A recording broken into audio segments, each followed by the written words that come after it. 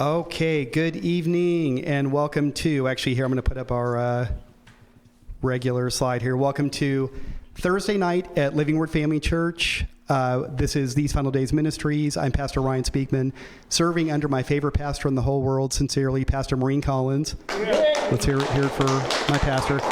And so we have a very special event tonight. Welcome to everyone watching online so far. We so much appreciate our live stream audience. I appreciate you too, John, just so you know. But our live stream audience for sure, welcome. And we'll probably have more people joining us on the live stream as we get into this here. So you guys, as much as you love hearing me, I know you're not here tonight to hear from me, but we're going to be hearing from our very special guest live from Israel, Adi Bedein. Before we get into introducing Adi, before I do that, just a quick reminder, we do have class next week. Okay, that's the 16th. And then no class on Christmas Eve, which is the following Thursday, the day before Christmas Eve. And then we will have class again the last Thursday of the month, which is the day before New Year's Eve, the 30th. And next week I'll be passing out calendars for January. So make sure everybody's up to speed. So back to Adi. So we already have Adi with us. She's joined us via Zoom. And Devo's here, welcome. Linda Scarborough's here, welcome online. So appreciate you guys joining us. So I actually made notes this time on introducing because I really want to get better at like introductions. This one especially, Adi is just so important to me and my family in this church and very near and dear to my heart. I love her family so much and I think they feel likewise about us. And so I just put together some notes here. So I'm going to go quickly here so we can get right to Adi's presentation. And in case you don't know, I think you all know, but Adi is an expert on the Holocaust, and she's actually speaking to us tonight about Hanukkah, which is the 8-day Jewish festival or holiday that just concluded on Sunday night. So she'll be talking about that with us and how it pertains to the Holocaust. I've never heard this presentation. I'm so excited myself here. So I have actually known Adi's husband, Noam, and who here knows Noam? Personally, we know Noam very well, right? And he's the good-looking guy on the screen there. So I've known him since 2012, so going on 10 years now. We've known each other. I didn't meet him in person, but on my first trip to Israel in 2012, his organization, the Sderot Media Center, gave me a full-day tour. I think the guy was only supposed to give me like an hour as a whole day. He probably got in trouble. But around this town called Sderot, which is a little town right down directly on the border with Gaza. And they're the ones that when you hear about, Israel getting bombed from Gaza, usually it's, Sderot is the main target. There's a bomb shelter on every corner. The high school is a bomb shelter. The movie theater is a bomb shelter. It's really kind of a crazy place. I've been there a few times. So after my 2012 trip, Noam visited us here in Havasu just a few months later, about 6 months after that. So that was the first time I met him in person, was actually, at the airport in Las Vegas, strangely enough. And he's been here, I think, 5 times altogether, maybe even 6, quite a few times. Hasn't been here in a couple years since before the pandemic, but he and Adi are working hard to get set up to come and visit us again, hopefully in the spring. We're hoping for that. Right, Adi? Right. Definitely. Okay. I was actually just checking to make sure you're still on Zoom because I can't see you yet, but yeah. Okay, good. So Noam, her husband, is an expert on the Israeli-Palestinian conflict, in particular, the Gaza situation, right? And more recently on the ecology of the Dead Sea. Very interesting stuff. So we've been to the Dead Sea together. Noam took me down there. We talk quite a bit about this stuff. And this is what's very cool, and you guys all know this, whoever has been with me for any amount of time. Noam is actually directly involved with the Abraham Accords. You guys all know how excited I get about those. And he's making his second trip, I think, to Dubai. Is that right, Adi? His second trip? He just, he's planning his trip actually, I think, to Bahrain. Oh, to Bahrain. Okay, and that's in February. I'm not following. I know. Hey, he's a busy guy. That's like Pam and me. You guys can't keep track. So thanks for trying. So I've actually stayed with Noam and Adi at their home several times in Israel. Always appreciate that. You guys are amazing hosts. And Noam on my last trip to Israel, 2017, he invited me to join him in hosting a group of English-speaking students from the United States and Canada in Sderot. So I kind of went full circle. They gave me a tour in 2012, 2017. I actually helped Noam lead a tour because I'd been to Gaza at that point, and And he thought the kids would, get a kick out of my story. So the last time Noam was here was a couple years ago, pre-pandemic, and Adi came with him. So who here has met Adi in person? Raise your hand. Okay, and they brought their oldest son, their first son, Levi. And Adi, I'm so sorry, I cannot for the life of me remember the name of the new kid. Itam. Itam? Yeah. Okay, I'm going to write that down. Okay, I haven't met him yet. Okay. Write it down.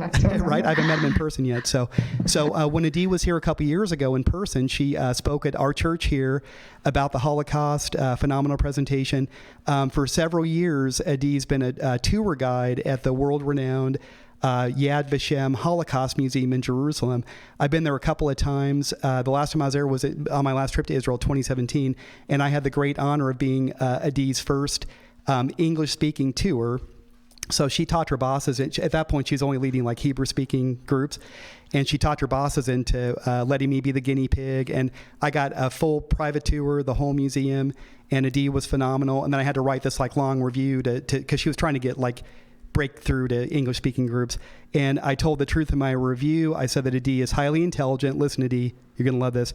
Highly intelligent, very personable, very knowledgeable and passionate about the topic, and speaks English better than I do.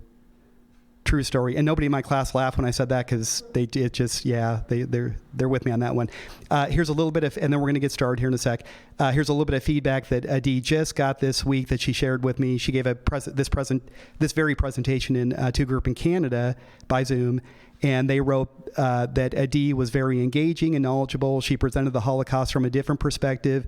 Then we usually hear when there's darkness, there is an opportunity for us to fight against injustice and bring light to the world. So how does that sound? Pretty cool, right? Yeah, go ahead and clap for that. Thank you. That's excellent.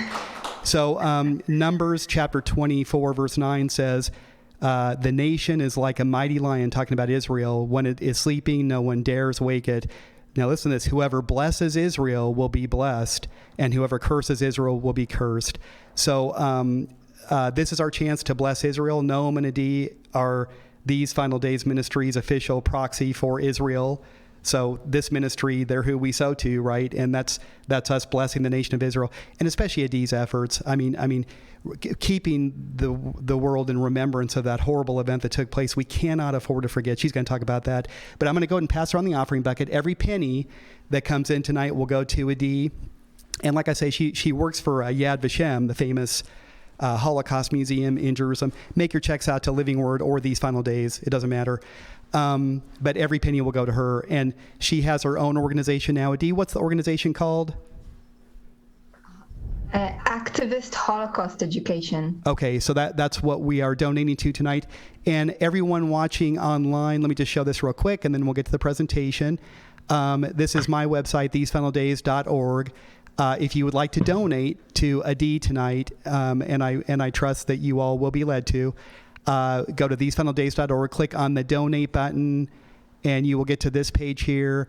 And all proceeds that come in over the let's say over the next week, I'm going to make sure that Adi gets this. So if anyone donates a couple days from now online, Adi, you're going to get that, because we love you, and God blesses those who bless Israel. So with that, let me. I'm going to set the microphone down so I can do my high-tech thing here. Hold on. Adi, I know you can hear me, right? Yes. Okay. Here you are. Okay, let's see if this works. Everybody say a prayer. Good. Did that work? Good. Yeah, a second. Hold on. I got this. Right.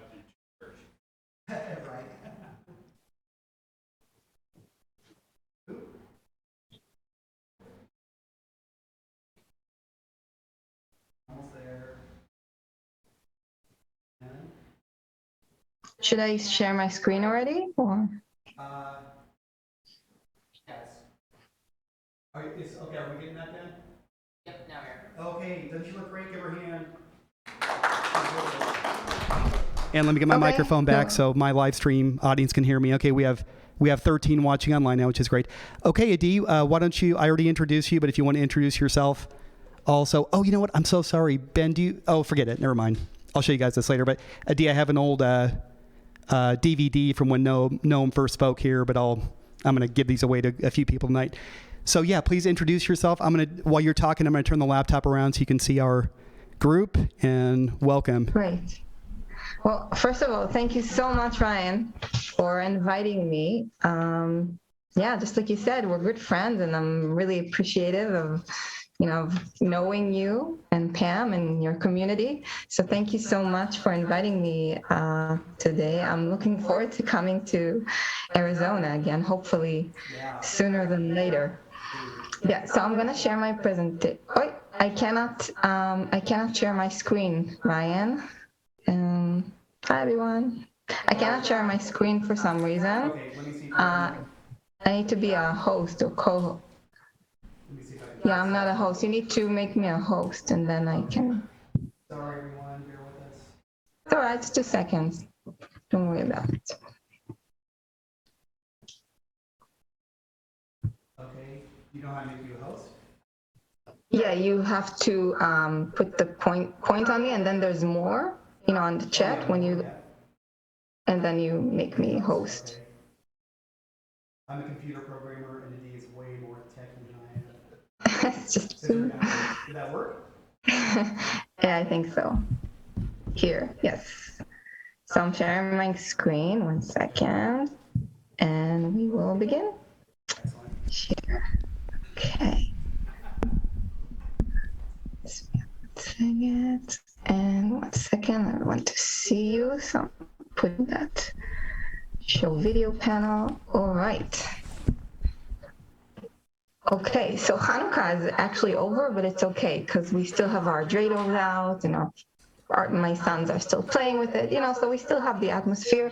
And so what I want to talk about today is a presentation that connects Hanukkah to the Holocaust, because I'm a Holocaust educator. Just so you know, I live in Tekoa, which is really close to Jerusalem. It's like 10 minutes away. This is what I see from my window, the Herodian. You can see it on the picture in the middle above. It's one of King Herod's palaces. It's just in front of my window. Yeah, King Herod. Yeah. And the whole area is absolutely beautiful. You have the Tekoa Valley. You have a lot of some of the first.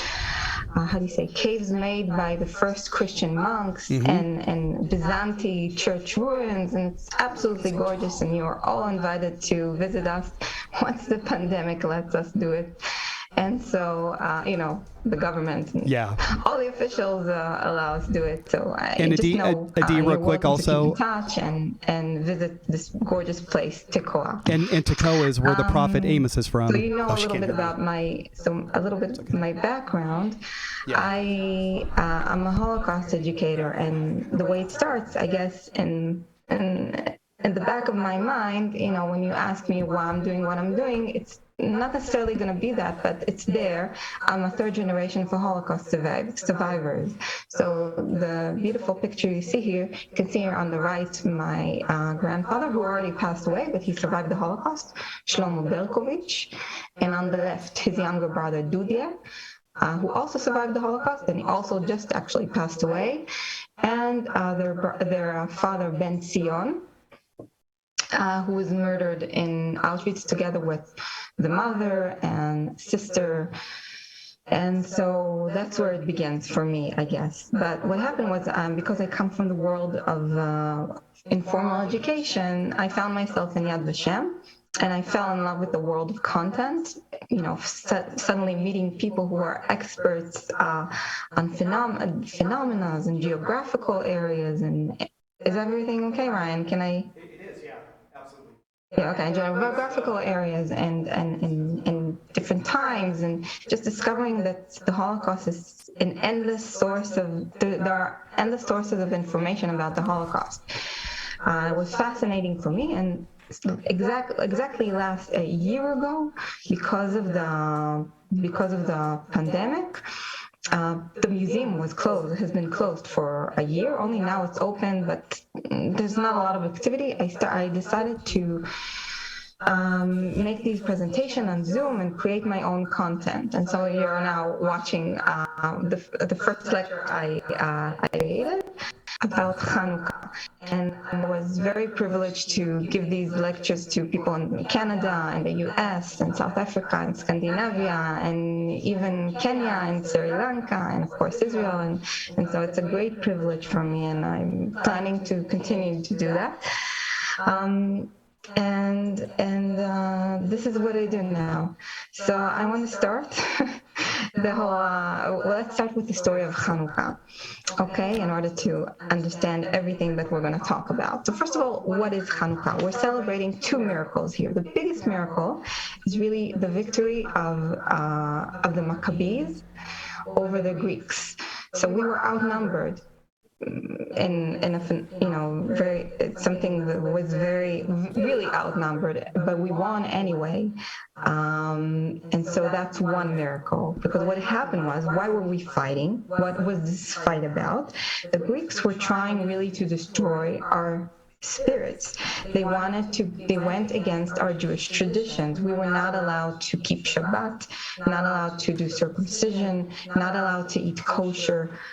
All the activity in our temple stopped, and lots of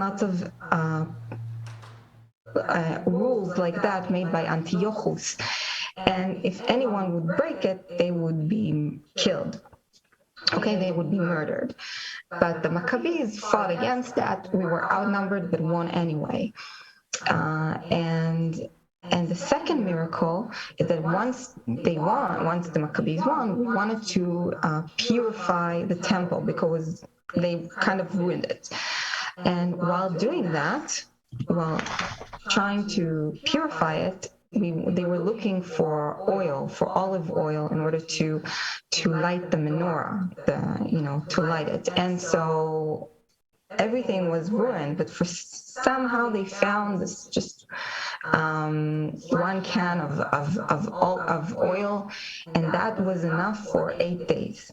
Okay, that's according to our tradition. This is why we call it the Festival of Lights. Now, just a small thing, when I say, for some reason in the English language, when we talk about what we light in Hanukkah and what we lit in our temple, we use the same word in English, menorah, but it's different.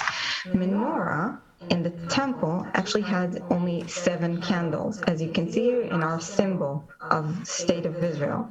But really, Hanukkah, that we light during the holiday, has 8 because of the 8 days. Okay, every day we add another one until the whole Hanukkah is full.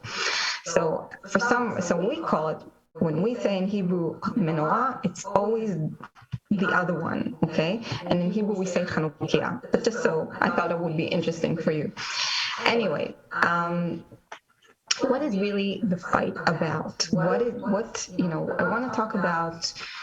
I called my lecture "Bring Light into the Darkness," because what happened was, back then, it was really a war between light and darkness. We're talking about symbols. Let's ask, what does Greek represent? So Greece, the whole culture represents sanctifying the body. Right? If you think about the sculptures, all the art. If we're thinking about the Olympics, right? Sanctifying the body, its abilities. And if we're thinking about what Antiochus did to the Jewish people, tried to ruin our spirits, it's all about the body, sanctifying the body, going against the spirit. But we have won. And since we have won, we won in a miracle. That means God. It's because of God that we have won, then we can understand that God is real and light. So it's a fight between light and darkness. So really, God's presence in this world is light. That's what light is all about. God's presence in this world. And so we light the menorah, the Chanukiah, during Hanukkah, in order to celebrate that. And since Hanukkah is over, and even if it wasn't, it would be too late to be with us, I really wanted to share my Hanukkah with you. So I'm sharing with you a really short video of lighting the candles with my 2 boys and Noam. And here you go. ובידו הגדולה הוציאה את הסגולה חיל פרעה וכל זרוע ירדו כאבן במצולה חיל פרעה וכל זרוע ירדו כאבן So you can see במצולה. it's really authentic because the kids were not cooperating, but that was our Hanukkah, and so it was really important for me to share that with you. And this is a picture from a few years ago. My eldest, this is my eldest. He's already almost 6, and you can see who can find the cat. So you can see that we have been celebrating Hanukkah for all these years, and look where we're putting the menorah, the Chanukiah. We're putting it next to the window. Why is that? Because the greatest mitzvah, one of the greatest thing we have to do this holiday, is really publicize this miracle. That's why we always put Chanukiyot. We put it. I'm gonna use the word Chanukiyot, and you're gonna know what I mean now, right? So we always put it in the window, so everyone will see it. Really, we're sharing the light, and I'm gonna talk about this idea of sharing the light, sharing God's presence in this world. Really, now the Jewish people have been celebrating Hanukkah for years. Now here you can see, by the way. So this is Hanukkah in my house. Not a lot has changed. Still a lot of dishes in the sink. Still, we like cats that we don't own. we always every year we light our Chanukiah, and the Jewish people have been doing that for years. So I want to show you a few examples before the war of Jewish communities celebrating Hanukkah. So I don't know what about you, but I absolutely love Judaica. And so this is one Chanukiah from Amsterdam, absolutely beautiful. This is from Krakow, Poland, also absolutely gorgeous. This is a Hanukkah party at a school in Germany from 1935. And this is in Latvia in 1932. Now we're still talking about time before Nazis came to power. Now I know you for sure saw this photo, became very viral on Facebook. And if you haven't, I must tell you the story. So this is the Chanukiah of the Posner family in a city called Kiel in Germany. Belonged to the Rabbi Akiva, and his wife, and their children. And just like we put our Chanukiah in the window to show, to spread the light, to publicize the miracle. This is what they did as well. But here, it was not that simple. Here, it's not. It's even a greater fight, because when they put it on the window, it's just in front the Nazi headquarters. That's even more powerful. And I think this photo, first of all, shows us in a very brave way the whole idea of the fight between light and darkness. Okay, so that's one thing. But it also shows us the bravery of the Jewish people to do that. You need to be very, very brave. And the wife, she took a photo of it, and you can see this on the back. This is in 1932. On the back, she wrote something like a poem, like a discussion between the candles and the Nazi flag. So it says, the Nazi flag says, to the candles, Judea dropped dead. And the light answers, the light answers to the flag, Judea shall live forever. This is what she wrote. This is how she saw it. This is what she felt.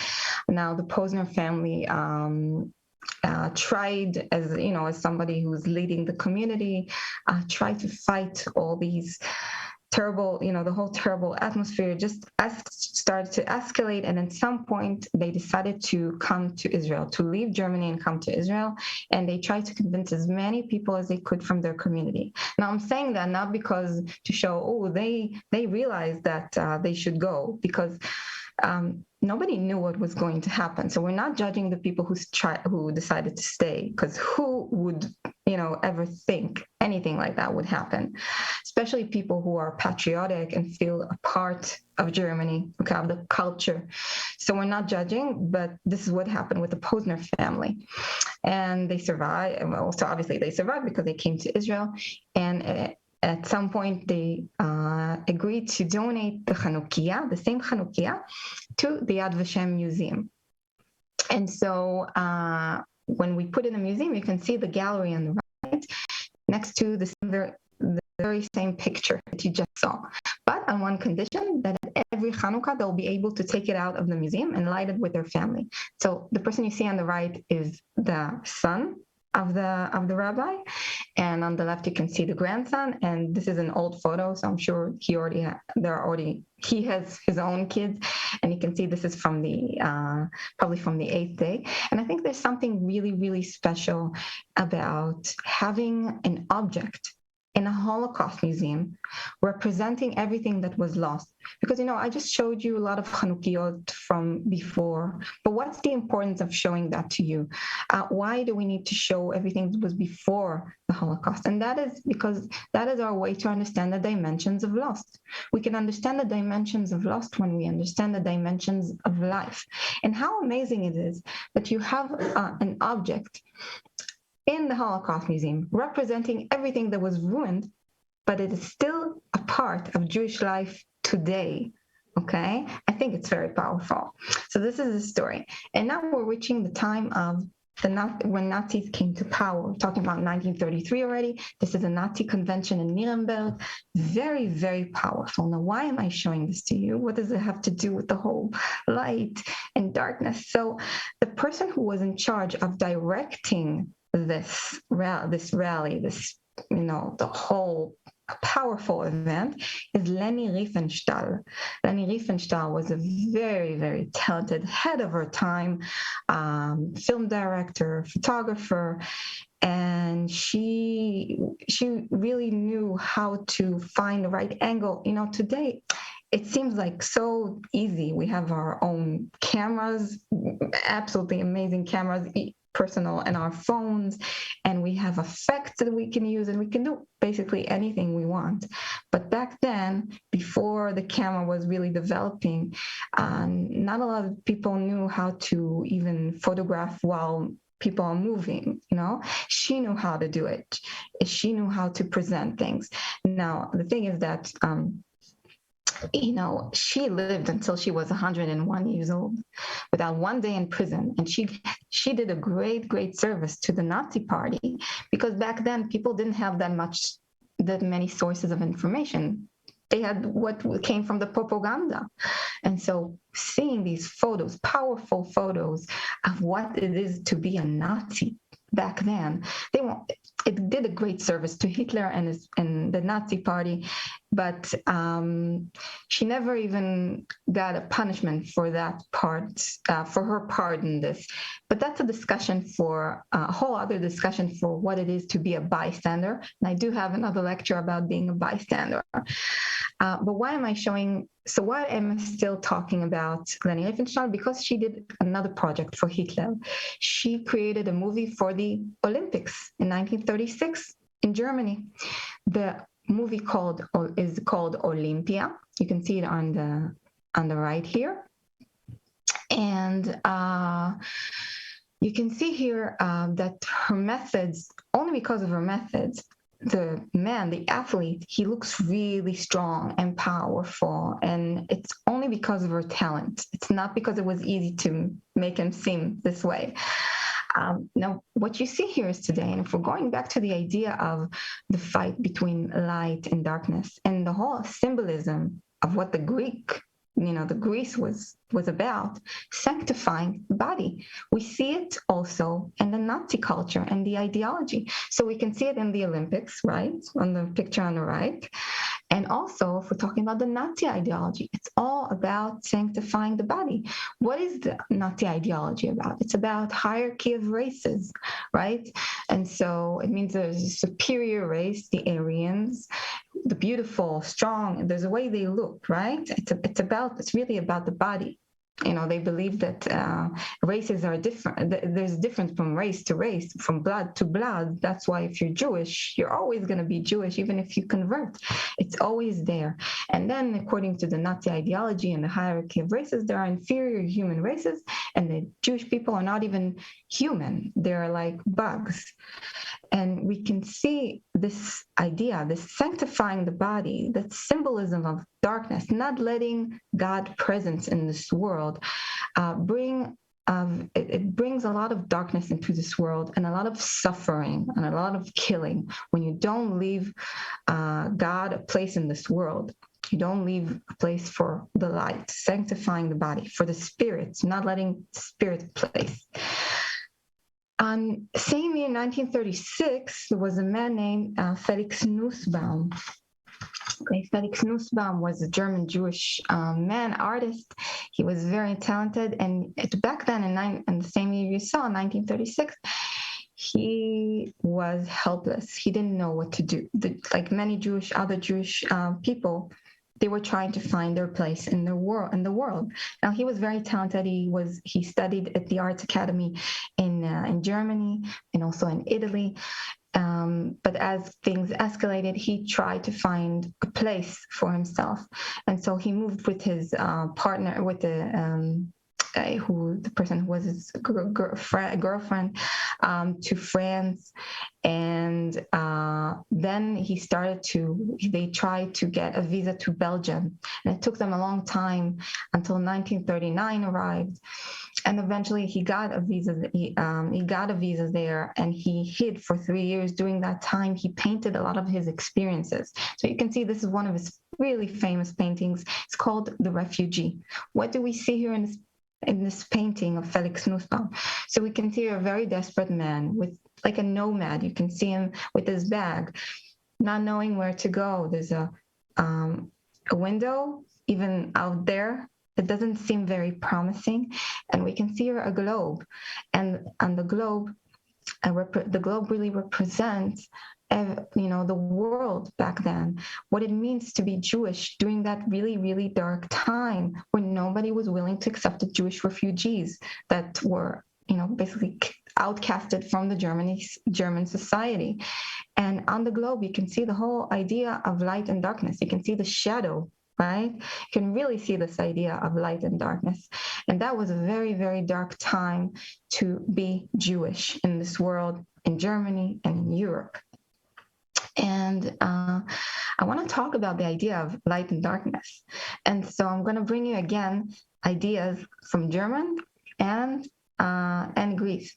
But let's start with the one. So just like you can see the globe here, we can see here the circle that represents the whole philosophy of yin and yang. So many, many wise men throughout time asking themselves, why is there darkness in this world? Why is, we know God separated light from darkness. And since in the creation of the world, but people have been asking themselves, why is there even evil in this world? Why is there darkness? And so I want to bring a few ideas that we can think about to widen our thoughts. And so according to the yin and yang philosophy, you can see the representation on the right. They're talking about that it's all about balance. You need that, you need both. And if there is a balance, there is harmony. For instance, just a small, example, there are people who need to be able to lead, to be leaders, right? We need people like that in this world, but we also need we need the opposites. We need people who can be led and be, accept authority. Once that is in balance, you have harmony in this world. Unfortunately, we know in this world, too many people want to be in control. And so there's not a lot of balance nowadays, but this is the idea. Now, the sculpture you see in the middle is of Heraclitus, Greek philosopher. And really what he believed is that it's becoming similar. He's taking ideas that are very similar in the yin and yang, that there are opposites in our world, and together they are bringing unity. And he talked a lot about wars, about conflicts, and about how it's an opportunity to improve society. Once there is a war, you can bring down dictatorships, you can heal the world. So really he sees this as an opportunity to bring good to this world. Hegel, a German philosopher, I thought it would be wise to bring someone also Greek and German. He talked about something very similar. If we're talking about Hegel, we're talking about something called dialectics. And that's very similar to the idea of conflict. So basically, he believed in very similar ideas like Heraclitus, and he said that every time there's a conflict, the world is improving. We're reaching the perfection of wisdom. Okay, so really, they all saw it as an opportunity. I want to bring you another very wise man, Rabbi Lord Jonathan Sacks. He used to be the chief rabbi in England, in the UK, and he passed away a year ago, just before Hanukkah. And one woman once asked him, "Why do bad things happen to good people? Basically, why is there darkness in this world?" It's pretty much the same. And I want you to hear what he has to say. So this is it.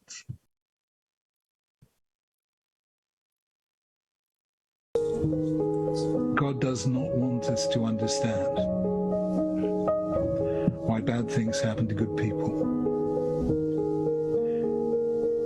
Because if we ever understood, we would be forced to accept that bad things happen to good people. And God does not want us to accept those bad things. He wants us not to understand so that we will fight against the bad and the injustices of this world. And that is why there is no answer to that question, because God has arranged that we shall never have an answer to it. Very powerful, isn't it? Very similar to the ideas before. Difficult times gives us opportunity to do good. You know, we're not supposed to have an answer. And so in order for us to be active, to do something about it, think about the times you've most developed in your life. You know, we're all as parents trying to prevent our kids from being in a difficult place, right, in their life. But really, when we think about ourselves, the moments when we most grew and developed personally were difficult times. So it's very similar to the whole idea of seeing darkness as an opportunity to do good, to bring light into this world. Now, there were people who tried to understand history, and there were people that, just like we saw, and there were people who trying to control history, like Stalin and Hitler, both monsters, by the way. I know that Soviet Union, when we're talking about the Holocaust, we're always waiting to hear about the story of how they liberated the camps. But Stalin was very evil as well. Just a small thing to think about. So if we're talking about 1939, let's talk about the beginning of the war. Just before the war began and before Germany invaded Poland, they had an agreement with the Soviet Union. What you see here is a map of Poland, okay, in the black lines. And they had an agreement with the Soviet Union that once they will invade, Germany will invade and get the part on the left until you can see the red line, and Soviet Union will receive the territory until the pink line, and in the middle it will be called the general government. It will belong to Germany. However, Germans will not live there. Okay, so Germans will live in the left part, but not in the middle. And sorry for my language, it will be like their garbage can. Okay, this is where we're going to throw. They're going to throw all their problems. You know, the Jews will be sent there. Most of the ghettos will be there. So this is the idea. And so what happens here is the following. So, as you know, the way the Germans saw the Jewish people was as a problem. And the solution until the war was outcasting them from society, was making them leave. And if we're thinking about how the Jewish people were a problem, we're talking about less than 1% of the population, okay? They were the big problem. They were to blame for all Germany's problem. But things changed. Once Germany invades Poland, the problem really becomes, and I'm very sarcastic when I say problem, it becomes bigger. Why? Because Jewish people in Poland are 10% of the society, not less than 1%. 10% of the population in Poland is Jewish, and in Warsaw, the capital, there were 30%. every third person that you see is Jewish. So the problem becomes bigger. And so temporary solution would be dividing, separating them from the rest of the society. In ghettos, this is a picture from the Warsaw Ghetto, the biggest ghetto. There was the situation there led to, the whole ghettos led to a situation where there was a lot of hunger diseases, a lot of death. And if we're talking about Hanukkah, what happened in Hanukkah? See, this is Lodz. What is Lodz? Look at this map. You see here on the left part, it's in Germany. It's on the side where Germans live. Why is there a difference? Why am I showing you this map? Why am I showing you the location of Lodz? Because the situation in Lodz was even more difficult than, let's say, Warsaw, because they were surrounded by Germans. They had nowhere to run. You probably heard about people who escaped ghettos or smuggling food. I mean, they barely got food, and the only way they could survive was smuggling food into Warsaw Ghetto or other ghettos. But to Lodz, they couldn't do anything. They were so much separated from the other society because it was on the part of Germany where they lived. They were not surrounded by Polish people, okay, and others. And so the situation led to a situation where, they couldn't even smuggle food. And so we're talking about more than 40,000 people dying only from hunger. I'm not talking about other other situations. And in that reality, horrific reality, look at this. They celebrated, 1943, they celebrated Hanukkah. It is such a great bravery of doing that in such a difficult reality. The way they found meaning in life and a way to see light. And during that time, this Hanukkah party, they were saying to themselves in Lodz that God willing, this will be their last Hanukkah in the ghetto in the war. Unfortunately, 8 months later, the ghetto was liquidated and 80,000 Jewish people were sent to their death. But really, that's the question. We're saying, we need to spread the light, right? We need to see the light in order to spread it. How do you see the light? How do you celebrate Hanukkah during the Holocaust? So I'm going to bring you a few testimonies. So listen to this. What you did is you lit the candles and you played cards. Did you do anything? Yes, we played cards and dreidel with the we played with the dreidel. We played with pennies, lace. That was lace, not pennies. And whoever won, is the family. And if you wanted to invite friends, you invited friends over too, or you went to their house, whichever you did. And we also had there was no gifts given, like every child, every Hanukkah you get a gift. No such thing. 5 kids, 6 kids, whichever. But we enjoy. It was a more how the family was more united, togetherness. That. But material things were not important because we didn't know anything better. Mm-hmm. Material things were not important. This is one beautiful story about Hanukkah, and I wanted to hear another testimony about her Annette's Hanukkah. Because I was really tired of running, of no home, of no food, no clothes, no safety, no life as I knew it. And I remember we were in the barn and there was a cow in the back and I could feel its warm breath, and we were on the hay. And I started to cry, even though I was a big girl then.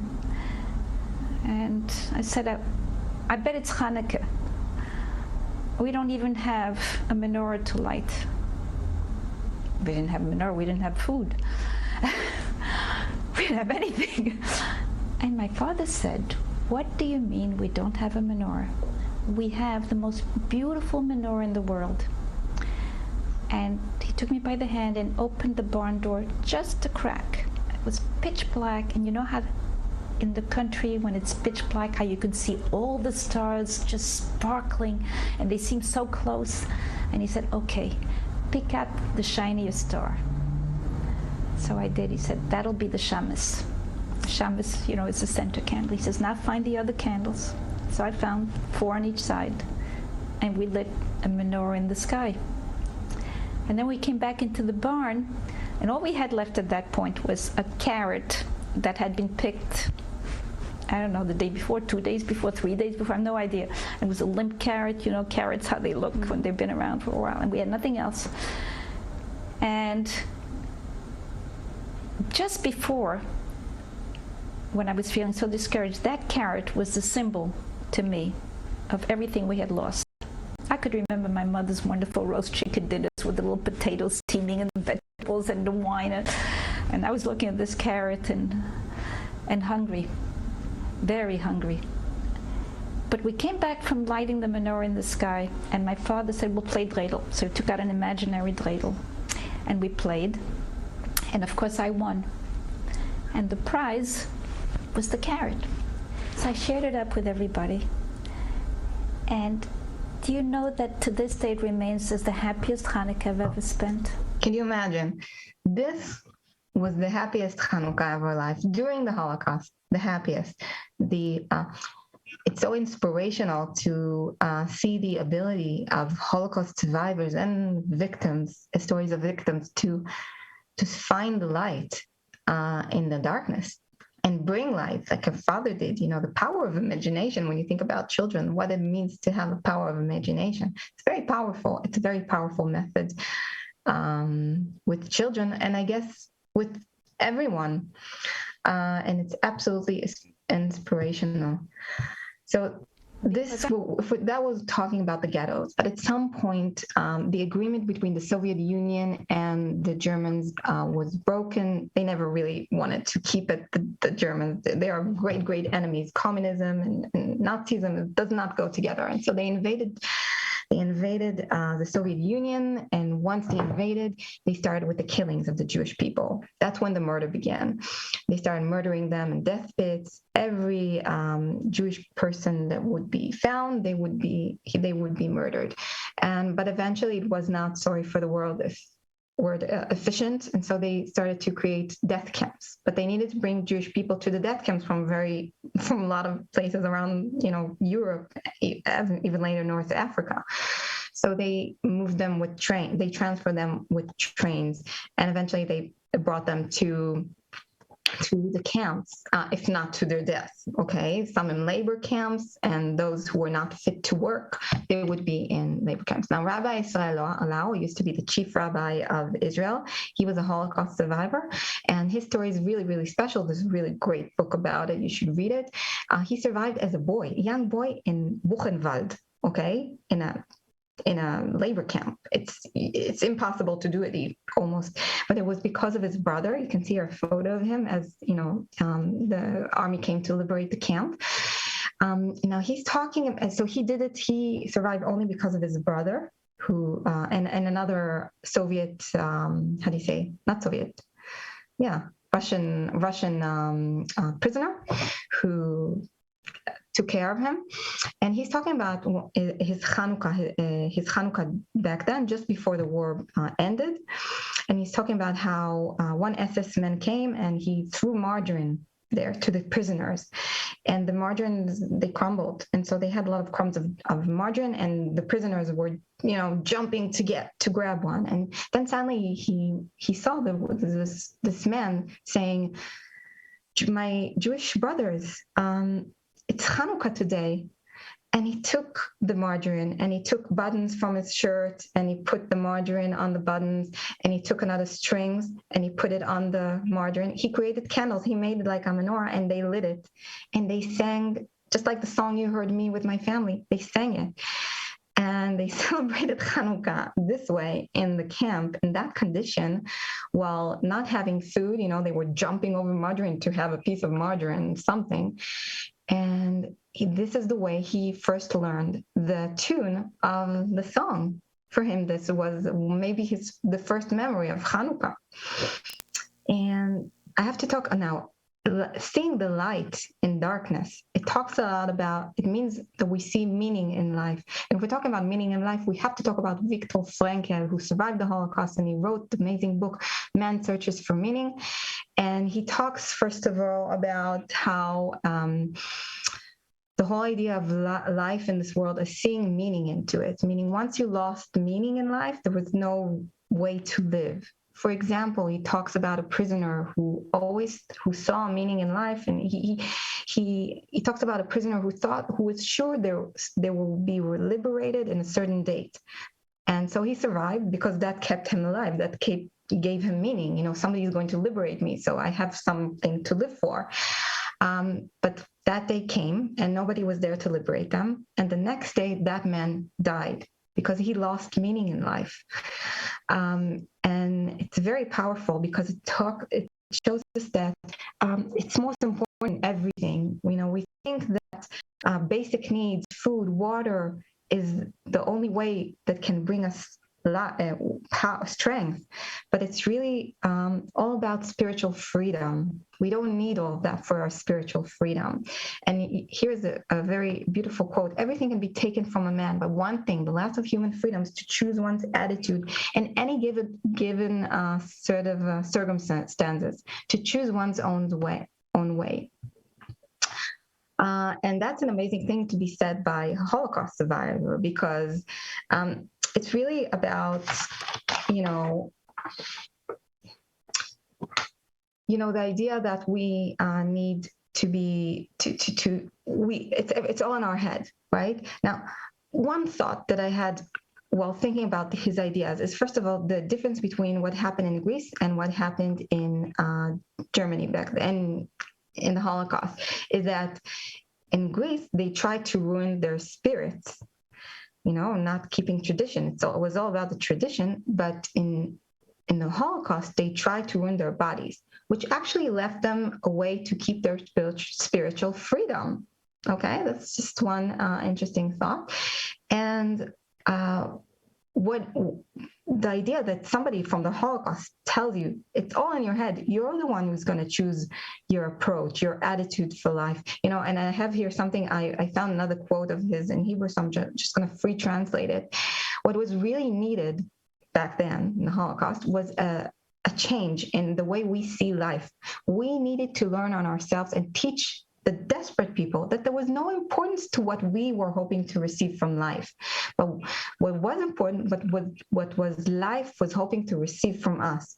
Meaning, it's more important what you give than what you get. We're now living in a time where it's all about the individualism, self-fulfillment, people asking, what is my right? How I'm going to fulfill myself. But what we really need to ask ourselves is what we should give. We really should be active. It's really easy to become victim, right? I'm not even talking about the Holocaust. I'm talking about simple situations in our lives. Think about how when you have difficult times in your life, it's always easy to choose the victim approach, right? Oh, why is this happening to me? Oh, this COVID, I can never do what I want. And I'm helpless. What can I do? It's always terrible for me. I'm never going to succeed in whatever. It's so easy to be drawn into that mode. But Judaism is not about it's not a religion of victims. It's about being active. So instead of asking what am I entitled for, I should ask, what should I give? Okay. And I need to see myself not as the victim, but as the CEO of this crisis, really, if we're talking about this approach. And, what we're trying really to do is bring light into our lives. We all want happiness. We all want to live in light. And we want to spread light, and we want a lot of it. Now, there's a beautiful Jewish Hasidic quote: a little bit of light dispels a lot of darkness. And actually it really encourages us, because it means we only have to do a little bit in order to change a lot. Okay, so it's very optimistic. But you know what? I want to bring light, and I want a lot of light, but what do I need to do? So according to the secrets of Judaism, according to Kabbalah, when we talk about God, usually we see him as a person, right? We say him, in Hebrew at least, we like a person. But really the Kabbalah says it's like an eternal light, endless light, eternal light. And what we want is to consume it. We want to consume that light. We want to bring it to our lives. How do we do it? According to the Kabbalah, we need to be the right vessels in order to do that. We need to finish soon. Okay, so we need to be the right vessels. What does it mean to be the right vessel in order to contain the light? So a glass is not good enough, because when you put light, we see water, you put too much, it spills. What we want to do is be like a tube, right? What you see here is a way, there's an endless amount of water or light that can go through this. And so this is what we want to be. But what does it mean to be this vessel? What does it mean to be, how do you call it, a tube? So that means that we want to channel light. Once we see the light is something we need to channel, meaning to bring good to others, channel to others. It means I did something, I made it could be something simple. I made nice, good cookie, delicious cookies. I'm going to bring it to other people. I'm channeling the light. I'm channeling, the good, the light. Once I try to channel it to others, I will have endless light in my life. This is what should be done. Now, talking about a situation in the Holocaust, people are trying to survive. What about thinking about other people? It's crazy. But let me show you a few examples during the Holocaust of what it means to channel the light during the Holocaust. So this is a soup kitchen in the Warsaw Ghetto. Well, thousands of people are dying every month on the streets. There's a soup kitchen, a Jewish soup kitchen. What is a Jewish soup kitchen? It's a place where people who are needy or, dying, need to get food, but everybody was dying. How amazing it is that in times of darkness, the value of chesed, of helping one another, was still strong, was still there, helping one another, channeling the light. And once again, I want to show you in another story. Let's talk about the righteous among the nations. One of them was Peter Shemshil, who saved really Yehuda Bakon. Yehuda Bakon was a young boy from Prague. He was in the Theresienstadt ghetto. And after the war, his world collapsed, was crushed. How is he ever going to believe in men, in humanity, in this world? So Peter Shemshel was a man who created institutions for children after the war. And he calls this painting, Yehuda Bakon, the man who brought back my faith in life. And you can see here the whole idea of light. This is in the yellow. You can see Peter grabbing him, pulling him out of the darkness of the camp, of the death. And what it means to be a child after the war, it's an important work of Peter Pshimshel to channel that light, and that way he brings endless light to this world, to himself and also to others. And this is after the war. And think about the same children, not even children, it could be anyone who survived the Holocaust, but think about these children after the war, in Lodz 48.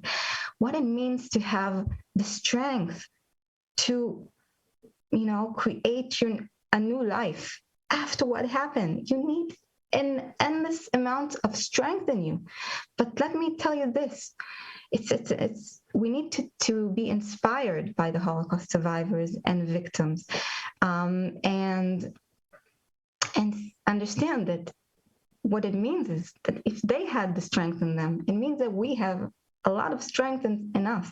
And if we're struggling in even much simpler situations, or even difficult situation, I don't know you and what you're going through, but just remember that a person has that strength in them. And this is what we can learn. We can all find the light, and we can all even channel that light, even in most difficult times.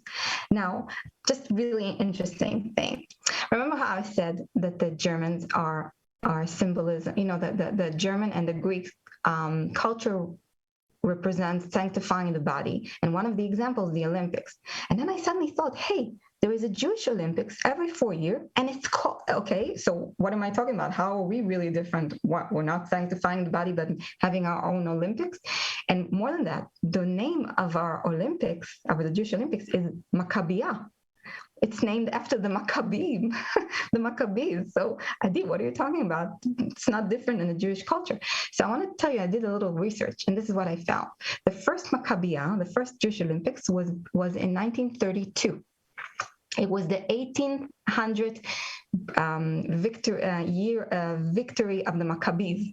Okay, so that's why they chose Maccabees. But how is it really different? So one of the founders, Yosef Kutieli, wrote the following. Listen to this. In addition to the test of sport, there will be national Jewish tests. Hundreds and thousands of young men will, by the way, why did they create the Jewish Olympics? It was because Jewish people were not allowed to be part of the actual Olympics because of anti-Semitism and all these things. And so they decided to create their own Olympics. Okay, so hundreds and thousands of young men, Jewish men, will arrive to the land of Israel to take part of the Maccabeada. They will breathe the air of the holy, beloved land. They will listen to the very much alive and vibrant Hebrew, and will go back to their homes with the spirits to continue overseeing the work of their people until their time will come to come to Israel. We are not just talking about physical abilities. Listen to this. We're not just talking about sanctifying the body, really, but it's also about spirituality. We will add competition in all categories, in all creations of the Jewish people, and that will add glory to the event. How amazing it is. It's not about sanctifying the body. Even when we have our own Olympics, it's about it's also about spirituality. Okay? How amazing is that? Now, just one last really small thing. And a Rabbi, Avraham Kook, he was a rabbi of the Jewish in Israel, in the land of Israel, and he was Zionist. I'm talking about the 20s, okay, 1920s. And he brings a lot of ideas also from the Kabbalah. And what you see here on the right, so this is a picture of him. On the right, you can see a picture of from lighting candles, the 8th candle in a yeshiva in Jerusalem. It's really beautiful. They put a menorahs one on top of the other. So it's really beautiful, and you can see the light. So he says the following thing. I think I'm going to tell you the quote, and I think it really sums up the whole idea of what we were talking about. He says, every person should know and understand that inside of us, there is a candle. See, according to the Kabbalah, saying on a different note, yeah? According to Kabbalah, each and every one of us has light in us. But what happens is when we were born, we have covers on us. What is this cover, this shell? This shell is our difficulties in life. Each of them are weaknesses in life. So each one has their own weaknesses, right? It could be anger, it could be indifferences, it could be laziness, it could be anything, right? So, and we all know our own, each one knows their own weakness. And if you don't know, you must find out what it is, because this is our role in this world. We need to work on these qualities. We need to work on our weaknesses. Every time we will work on this weakness, we will, the shell, the cover will go away, and we can shine a light. So this is what we need to do in this world. So what Rabbi Kook says, each one should know that each one of us has a candle within him. And my candle is not just like your candle. And each one should know that what we need to do in this world, in our life, is work really hard to find our light and shine it to everyone. Remember the whole idea of publicizing the miracle, shining the light, channeling the light, if we're talking about the idea we spoke before, and make it and shine it to the whole world. This is what he says. And so when we give a place in this world to spirituality and to God, we're really bringing light into this world. And it really begins, it begins also, what he says also means that it really starts with us. It's not just enough that, volunteering in a different community in a third world country or something. That's not enough. We need to start with our own homes. It's not, we need to act good, to do good also in my family before I go to outside this world to shine a light, in order for it to be real. And even start with my own mind. For talking about, we have 60,000 thoughts every day in our minds, half good, half bad. What do we tend to pick? What do we choose? It's so easy to become the victims, it's so easy to get drawn into that place. But when you think about a supermarket, you want to go and buy an apple. There's a rotten one and there's a good one. What do you choose? You choose the good one, obviously, but what do? We need to be more aware of our thoughts. And every time we think about something that is bad, a dark thought, we need to be aware of it and then say, I don't pick you. I'm gonna choose the good thought that will make me develop better as a good person. I'm gonna ask myself, not why is this happening to me? I'm gonna ask, what should I do about it?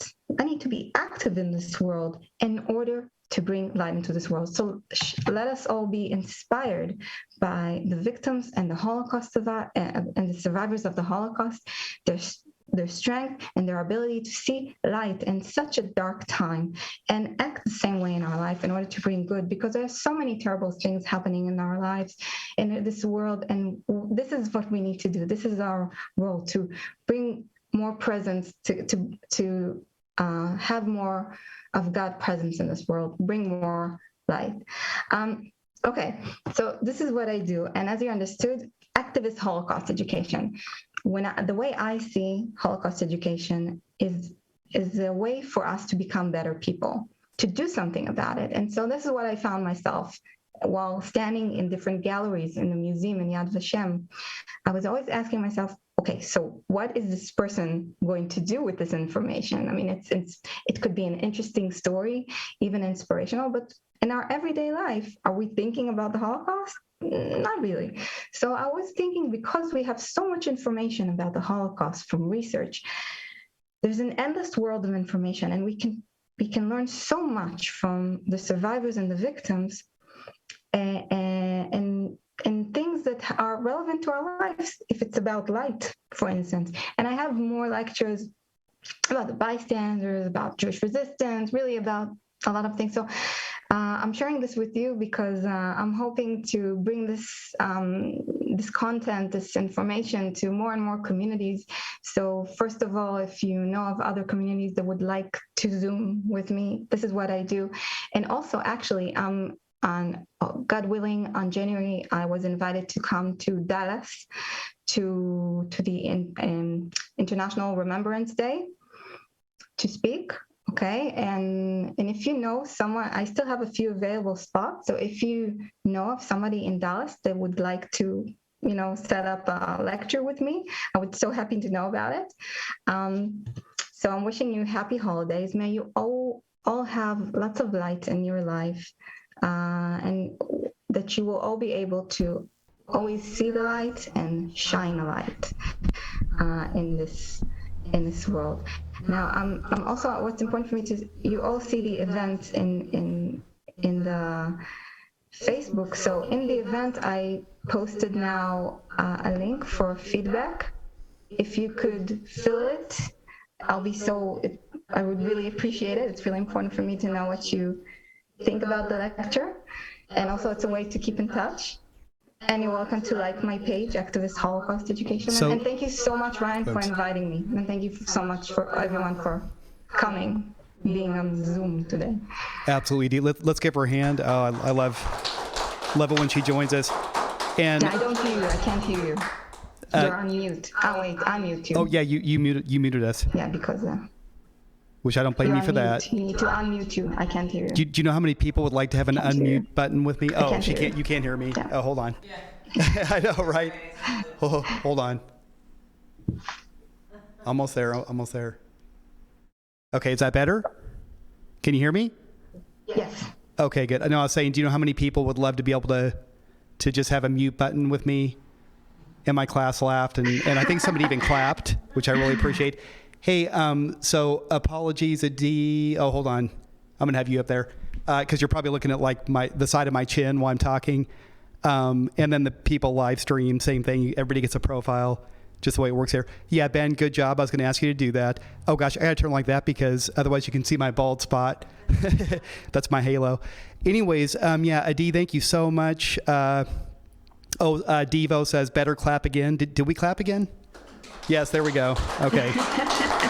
And got a lot of great feedback on our live stream also. So, but yeah, Adi, really, it's always just wonderful to have you. You're an amazing speaker. We love your passion, and you're so sweet, and you're so knowledgeable and intelligent. It's just great to have you. How's your husband? Is he asleep? Sleeping.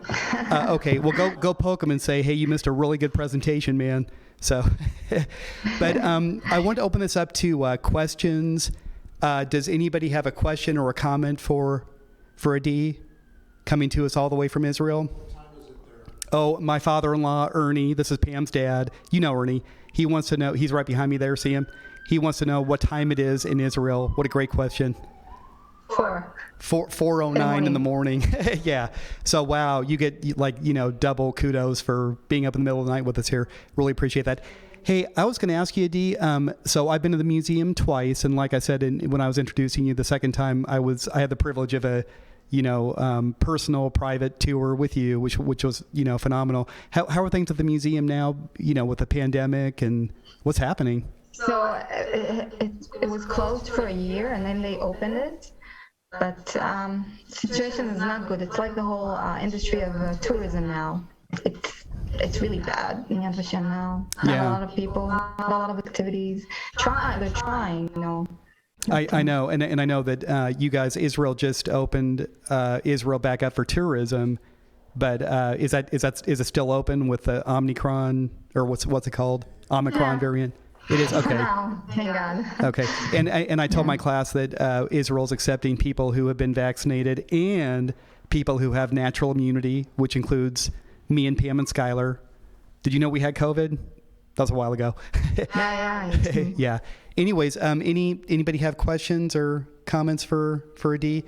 How are your boys, real quick? And I got one more question. They're good. They're celebrating now their 3rd and 6th birthday. Oh, wow. That's so awesome. I can't believe I still haven't met Itan, right?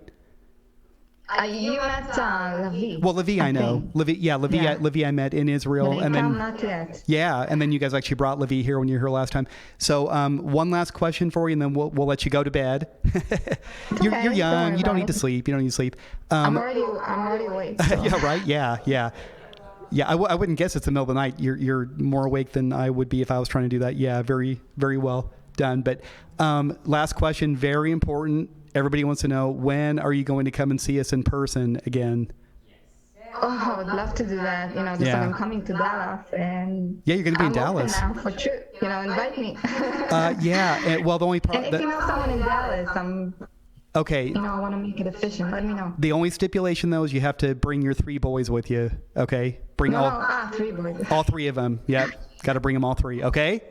So you guys planned a trip, and I know that Noam told me that you're trying to get a visa for Itan. Yeah, it's oh my God, I'm hoping I'm going to tell you this. I already have everything planned for Dallas, but I have an American passport.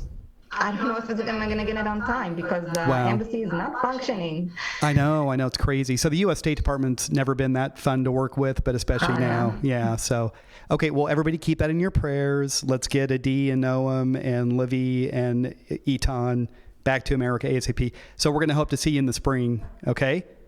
And I wish. And I'm going to get back over there eventually, and somebody here is going to go with me. Ben, you going with me? Wait, are we talking about the Lebanon trip or another? What's that? No, Israel, dude. She's not in Lebanon. Israel. Okay, we'll talk. I'm not going to be with you in Lebanon. yeah, Lebanon. No, not hardly. So, anyways, all right. Well, hey, so no questions online, but a lot of comments. My aunt, Pam's aunt Pam, my aunt, says she is amazing. And then Cindy DeVore Tannery, which is actually a childhood friend of mine, and lives in the People's Republic of California. Sorry, Cindy. And she says the psychology of it was fascinating, if that makes sense. Yeah, I was thinking the same thing. I love when you teach us, because I don't know how to put it into words, but you have a perspective and you see things differently than I do. I don't know how to explain it, but you kind of go like deeper into the soul of topics than I would even be capable of, and it's good. It really, really enlightens me. So I greatly appreciate it. I know I get a lot out of it. So thank you. So that's how she opened her Holocaust presentation last time, was how she asked us to think about what she was getting ready to say. Oh, that's excellent. Yeah. So John way in the back there, he remembered last time you spoke to us, which was about a year ago, but he said that the way that you opened it was saying that you wanted us. What you just said. Was what I just said. So I guess I remembered it too subconsciously. So there. Oh, you know what? I've got my cursor right in front of your nose here. There, we just fixed it. Okay. Right in front of your face. So, yeah, my little pointer, never mind. But anyways, yeah, thank you again, everybody. Thank you for coming out tonight. Everyone watching My online, pleasure. thank you for being with us.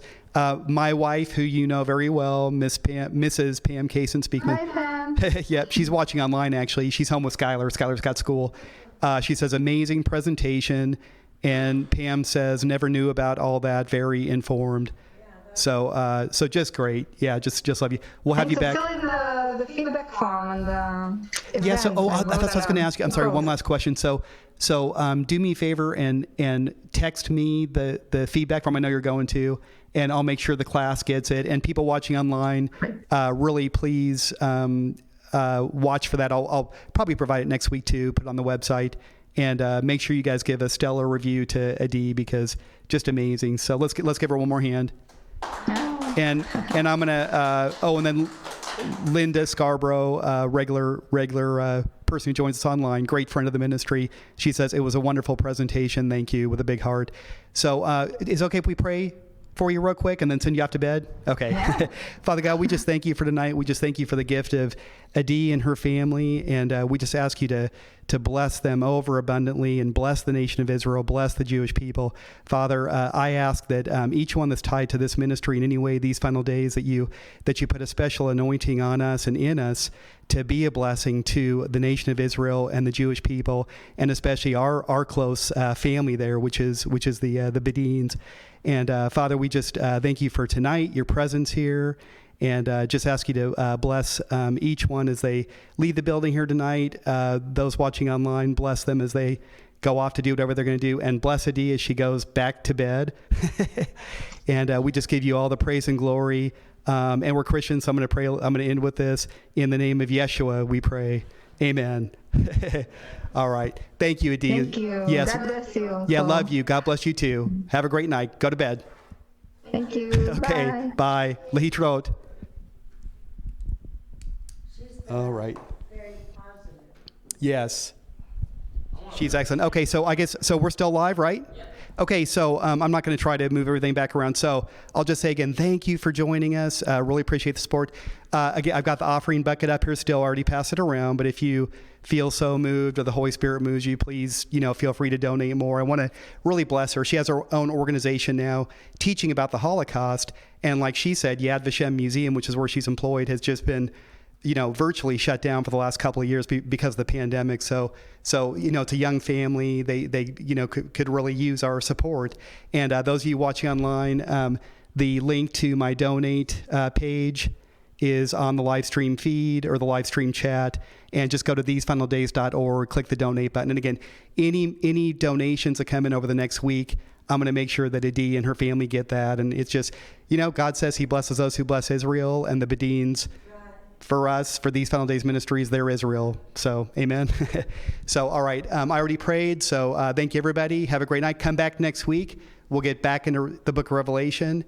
And in the meantime, between now and then, what do I always say? Stay filled with the Holy Spirit. Amen. Okay. Thank you. Love you guys.